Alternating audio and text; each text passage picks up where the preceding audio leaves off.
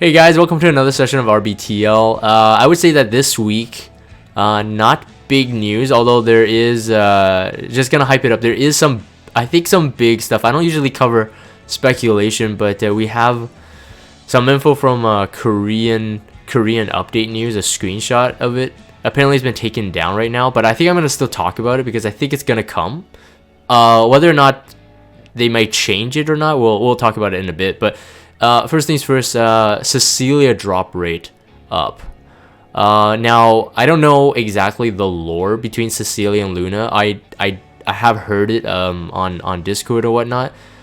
It could be possible that Luna may be coming. Now I don't want to get our hopes up, especially for players who missed Luna on the first time. If it is Luna, it doesn't really matter to me personally, just because I've already gotten her. If it is Luna, I would say pull for her, but you know, whether it is or not the next banner, I'll talk about it more in depth. There could be a possibility that it could be apparently Luna's mom, or Cecilia's mom rather. So a lot of speculation room, but I'm not gonna get into that too much. You guys can go to other sources for speculation that cover it better than me. Anyways, we have Cecilia returning, and I just have, my own thoughts on Cecilia right now. She's a fire knight, and she's solid. Good HP, very good speed for knight. So, and her kit is good. It's just that if you want to invest in her at the moment in terms of the playing field in GVG, she's already got one round of developer buffs, which makes her AoE provoke on the S3 up to 100%. Very, very good. I think there were other buffs in there too, but I remember that one was like the biggest one. I personally so I don't have Fire Cecilia myself. Personally, I wouldn't pull for her, just because, like I said, I really do think that we're on this edge of a limited coming, and if it is Cecilia's mother, that might be cooler, but we'll have to see. I think I have a bit of lore for Cecilia's mom, but I'm not gonna get into that right now either. I mean, if you look at Fire Cecilia's skill, very solid all around, up to a 50% chance to decrease defense for 2 turns on the S1. So people who had her, who may still use her, may run her on something like Elber's Ritual Sword. Might be nice. She's a good Aureus holder, like I said, very good HP pool. If I'm not mistaken, she actually holds the same star sign as Lilius. So again, if you know Lilius, because Lilius was more recent, you know the base stats, so very nice to have. The S2, it has after awakening has a 35% up to another 50% chance to decrease the attack for 2 turns. Chances increased by 50% when caster's health is less than 50%, and the damage dealt proportion of the caster's max health. I have seen over time, Fire Cecilias do pretty decent damage. Again, if you build them as bruisers, it will work, but I think for Fire Cecilia, more than the other knights that we gotten recently, so like ML Cecilia and Lilius, I would say that she's like less people run her as a bruiser, but I have seen it before, even so long ago. And then the very last is a provoke AoE 100% chance. So even if she is a fire hero, I mean, you got a 50% chance to land that on an ice hero without any other evasion passives in the team, so it's still pretty good. 100% provoke AoE it comes a long way, but it's just at this point, I think currently, whether you do run her, if you're investing heroes for GVG, currently I think there's no room for her in 3-team GVG. For a while she was used, like coupled with like Dizzy, so Dizzy extends the provoke time by 1 more turn, but it does make the defense, unless Cecilia was like, very, very beefy, it does make the defense somewhat more sustaining. So too beefy, less damage. And then the things like, we have so many cleansers now with high effect resistance, it kind of shifted her outside of the meta, and again, that because she was a fire hero. So someone like Lilius as a fire knight became much more prominent, since multiple skills were so usable. A soft provoke on her S2 compared to Lilius, I'm just comparing. Soft provoke on S2, even though single target on Lilius, means that she wouldn't miss any type of element, even elemental weakness. You know, really good S2, S3, really good S1, etc. So as for pulling sake, my opinion is that unless you're a collector and perhaps feeding ML Cecilia imprints, it may be nice to have one, but like I said, with a limited coming, I wouldn't recommend going for her right now. I just laid out the kit, very solid, nothing wrong with her, it's just how she's used right now. I don't think there's really a spot for her right now. Side story, 3-week event. I'm just gonna skip this because I don't think it's very important for me to cover any details here. Chatty is how are we obtaining Chatty in this? Actually, I don't know. So I think it's gonna be free. I think it's going to be free. It's a 5-star artifact, but yeah, Cirilla's coming back as well as her exclusive equipment. I'm gonna move down a bit. Chatty's not covered here exactly in this page. I'll cover it in the Korean section, so here just a quick preview. But we'll cover that in a bit. Exclusive equipment is very good. If you guys remember her buffs, she got like a defense break on the S1. They pretty much swapped her skills and gave her better benefits. So in an earlier RBTL, when her buffs along with other hero buffs were released, I mentioned that she's much more usable now. Like whether or not I'm gonna be building her is a whole other subject, just because I think that I have other heroes that cover similar roles, and you know, do I want all of her skills and her roles in one, especially in a mage? That was my question of why I wouldn't build her. As for the exclusive equipment, is very solid. 30% chance, this is for the S3, I believe, if I'm not mistaken. 30% chance to grant the caster an extra turn when using Spirit Absorb. So I mean, that's fantastic. That's better than an RNL, and that's not taking an artifact slot. That's just your exclusive equipment slot. Now, I said that compared to RNL, but RNL is Thief's exclusive, and she's a mage, so that doesn't really work. But you can understand what I mean in terms of proc rate. It's 10% more than a maxed out RNL.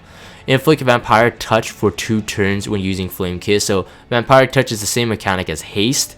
So once Vampire Touch is inflicted, everyone damaging the enemy will gain some sort of health or HP back. I think it's based on damage dealt. I think so. The harder you hit, the more HP you siphon back. And then the Flame Kiss, I would guess part 2, is dispels 2 buffs when using Flame Kiss, and then applies prior to inflicting the burn debuff. So I remember, actually hold on one sec, I'm gonna pull it up because I don't remember if she still has a burn, or maybe she does have a burn. My memory is kinda, okay, hold on, wait one sec. So okay, that's the S3. Okay, so Spirit Absorb is the S2 rather. Okay, yeah, so it's up to 100% chance to burn, 2 burns 2 turns. So this would be good. Dispels 2 buffs. There's no proc rate on this too. So like someone who's running like an immunity with like ML Cecilia, so barrier and immunity on the first turn, barrier and immunity, this will be able to dispel both and then still inflict a burn debuff as long as your effectiveness rolls your way, which is great. So it could be good setup. But again, it's single target, so you know, I'm not 100% sure. Like as a whole, she looks really impressive with the developers buffs, with exclusive equipment. She'll be usable. Actually, you know what? She might still be pretty decent for Golem. So for Golem hunts, I think she might be usable. It's just that her as a mage, she's an Aquarius. Base stats, not terrible. All mages actually seem to have pretty decent defense. 4,500 HP and a 683 defense. So defense wise, you can scale that really quick. I mean, those are we're talking about night numbers for defense, but HP is a bit squishy. As long as you can sustain it, she's definitely usable for Golem. Yeah, fire unit good for Golem at least. Yeah. Spooky Sola U stories. Not to me, not super impressive. This is kind of like a combination. Again, this is a free artifact, so I mean we can't complain. It's like a combination of Rainbow Scale with like Midnight Bloom, but because Rainbow Scale is like more focused on effectiveness, effect resistance, I think there's like a higher percentage here. And then Midnight Bloom, of course, is like super good. So that was our anniversary artifact. Way better. I think hit chance means crit rate. I think that's what it means. I think it's the only. Or wait, hit chance means no, it's different. It's different. Does hit chance mean evasion? As in, you have 5% chance to hit, regardless of evasion chance? Is it like Oath Key? I think it is, right? Hold on one second. I'm gonna pull up the journal. I think it's like Oath Key rather. I read that as crit rate. It's better Oath Key. I don't think it's better Oath Key. The hit rate is lower than Oath Key, but it says it doesn't stack. So sadly, you won't be able to stack Oath Key with it. Hold on, let me just pull up. So I'm pulling up Oath Key. Okay, here we go. So it says, it's the same wording. So it's rather a non-missing chance in terms. Okay, hit chance is non-missing chance. So, but it doesn't stack with an artifact providing the same effect. So you get an AOE. Okay, so now this is not really that good. I would probably never max this, to be honest. I would just run multiple Oath Keys for your heroes that need it. Interesting. Yeah, that's not too good. Okay, so Hushi Shop is open. So it must have gained some success in the previous round for them to reopen it. No adjustment in the cost. It's just something to note. Molagora is still 500 Skystone. I would say this is still, like, Molagora is still good to get. So I mean, while I kind of cringe, and since my last RBTL on Huchi Shop, the pop-up shop, players have been like, hey Jagan, what are you complaining about? The Molagora is exactly the same, and they use like all these types of Molagora scenarios that you can get, and they're saying that actually the value is the right. So I think I agree with them, but it's just more of, I think it's just the Skystone up front. I think that's what's kind of cheesing everyone here, but I think everybody's still getting it. No one's out of rebelling to be like, hey, it's 500 Skystone, I'm not gonna get this Molagora, right? We're still getting it, but I kind of wish that they changed it, or even just, I don't know, whatever. We're getting this. Whether or not you want to get the Mystics though for 200, it's up to you. I would kind of just rather spam or just wait in your secret shop for buying it with gold. And then this, if you do get a 4-star out of this, especially if you're a, I guess, endgame player and you have all the 4-stars, this may be salty to buy. So I'm personally not gonna do it, but to each their own. However you want to play it, it's fine. A new splash screen as well. Okay, so the very last thing, and I think this is gonna be the coolest part, is this. So we got this image, and thank you Code for showing this. So he's the one that kind of, well Bad Finance as well posted the links for me, but you guys are doing all your awesome research while I'm asleep. So we have this cool, I don't know if I can zoom in. Actually, I can zoom in more. Hold on one sec. The other artifacts I've already talked about, but this one here, this is cool. So this is apparently Cecilia's mother, right? So I didn't get that wrong, right? Because it looks like Luna. That's what I said. It looks like Luna in a Sigurd Scythe armor. So, but I don't know what she's holding there. Is that the scythe? Anyways, this is cool art. Regardless, this is cool art. But this is Cecilia's mother. Now, based on the translation of what I've gotten so far on stream here, this is up to a 16%. So if you max this one, most likely there's going to be a limited artifact, which means ham mode extreme, because I really do think that this artifact is really, really good based on the description. So if this translation is correct, and if it's not correct, apologies, but based on what everyone's telling me, it's up to a 16% chance to do additional damage scaled off of crit. So if you land a crit, it does 16% extra damage, which is like a portrait, which doesn't require 50% HP. Well, actually, no, rather, let's say it's more like Tonfa, because Tonfa does an additional 16% damage, but this one is only if you critical hit. So it's kind of like Uberia's Tooth, but not scaled on attack. It does a 16% like extra damage, most likely calculated after crit damage. But if you receive a crit, that's why you see two number 16s here. If you receive a crit, it reduces the crit damage by 16%. So right now, and I'll give credit to Code. Code immediately was saying that this is best in slot for ML Ravi Jagan. That's the exact quote.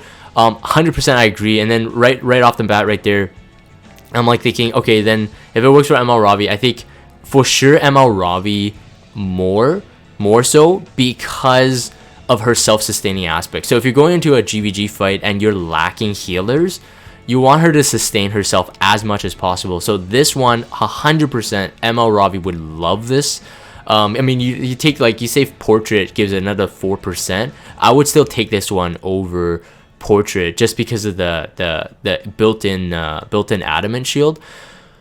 For other bruisers, I think it will still work, but ML Ravi, because it has self-sustaining abilities, the self-heal on the passive and on her S1 attack. If you have her on counter, man, she's not gonna go down easily. But it would work for every other type of bruiser as well, especially if you need, if you're running, like, let's say if you're running like a tank, a damage dealer, or a tank, a bruiser, and one healer, and you know that the fight is going to be very, very like damage intensive, but you have no other way around it. I'm talking about GVG, so 3-man. Having this on your bruiser may be very good. So warrior, so Fire Ken would work. Which other? I would say Fire Ken ML Ravi right now comes to mind, but other bruisers can still use this if they're built for decent damage. But a 16% more damage on top of that crit damage is going to be really great. But yeah, so this is cool. I don't know, so from my knowledge right now is that on the Korean side, they've also removed this, so that it reflects like our English or the global news side. So what does that mean? Does that mean that are they leaking it? Because I mean, once things are online, man, this is the beauty about the internet. If someone is watching, they're gonna take screenshots. And were they teasing it on purpose, or were they taking it back? Like, are they reworking it, or is it just because they accidentally released it 1 week too early? I'm not 100% sure about that. You can think, as long as you want about it. It wouldn't really make a difference. All I know is that if this art is done, most likely we'll see this artifact in some way, shape, or form. Whether the effects are the same, that will be pending. But I'm assuming that if it's gonna be a limited banner coming on the next banner, hopefully it is, because we got a 3-week event. Most of the time at 3-week events, we have a limited slotted in there somewhere. It could be Luna. It could be, hopefully it's Cecilia's mom, because she looks cool. She looks darn cool. So I'm very excited. I'm not going to be tempted to pull the Covenants this week for sure. That's pretty exciting stuff for me. So yeah, so that's it. Hopefully that has been enough information here to cover that artifact. Again, I think it's very good. I will have to go for it all the way. I think it's going to be a good one. Bruiser, this is a whole other side topic though, but bruisers are really, really necessary in the current meta, and actually going forward, I think that bruisers are going to be useful in real-time arena as well. So having an artifact for warrior that's fitting much better for a bruiser because of that innate adamant shield is going to be very useful. So I highly think that this is going to be one of those artifacts that you have to try to get at max. For whales is no problem. For free to play, if you're going to be asking me, we'll see. But if you're going to be asking me, hey Jagan, I got the limited hero, is it worth going for the artifact? I most likely will say yes.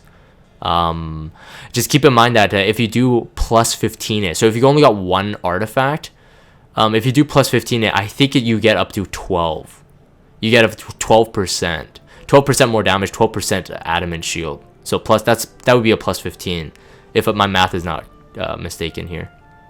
Anyways, I'm going to end this for RBTL. If you guys have Discord, check out the Discord server. Follow me on Twitter and subscribe to YouTube if you haven't. As always, thank you guys for watching, and I will see you guys on the next Reading Between the Lines.